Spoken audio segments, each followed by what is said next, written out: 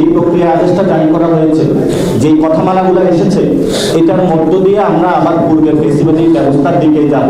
নতুন কোনো কাঠামো আমরা দেখতেছি না। এবং সংস্কার কমিশন যে সুপারিশমালা দিয়েছে, যদি সরকার ওই পথে হাঁটতো তাহলে হয়তো আমরা ভালো কিছু পেতাম। জুলাই সনদের বাস্তবায়ন আদেশ, গণভোটের কাঠামো এবং সংস্কার প্রক্রিয়া সম্পর্কে পরিষ্কার ধারণা পাওয়ার আগে জাতীয় নাগরিক পার্টি এনসিপিতে সই করবে না বলে জানিয়েছেন দলটির মুখ্য সমন্বয়ক নাসির উদ্দিন পাটোয়ারি। শুক্রবার রাজধানী বাংলা মোটরে অস্থায়ী কার্যালয়ে এক জরুরি সংবাদ সম্মেলনে এই কথা বলেন তিনি। নাসির উদ্দিন পাটোয়ারি বলেন, আমরা জুলাই ঘোষণাপত্র থেকে শিক্ষা নিয়ে সেখানে কিন্তু সাইন করতে চাইনি।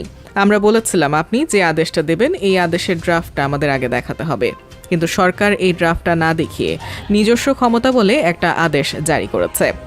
যিনি ড্রাফটটা করেছেন তার মনে যদি বাংলাদেশের জনগণ থাকতো, এই ধরনের ড্রাফট উনি তৈরি করতেন না, এই ধরনের আদেশ তিনি তৈরি করতেন না।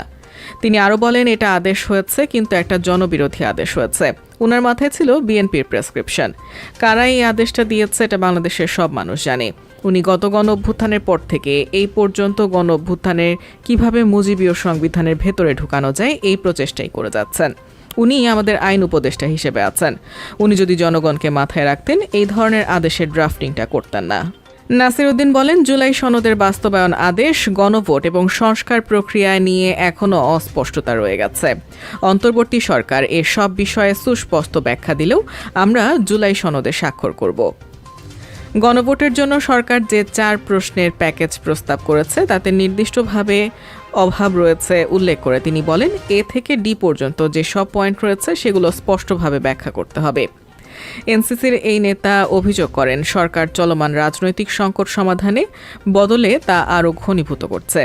তিনি বলেন, গণভোট ও জাতীয় নির্বাচন একই দিনে কিভাবে অনুষ্ঠিত হবে এ নিয়ে এখনও কোনো স্পষ্ট রোডম্যাপ নেই। তিনি আরও বলেন, প্রথমত জুলাই সনদের বাস্তবায়ন আদেশ স্পষ্ট হতে হবে।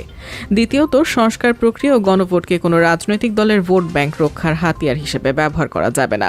করলে জনগণ শেষ পর্যন্ত তা প্রত্যাখ্যান করবে। নতুন সনদ আইনি ভিত্তি পেলেও এখনও নৈতিক অবৈধতা অর্জন করতে পারেনি বলে মন্তব্য করেন নাসির উদ্দিন পাটোয়ারি।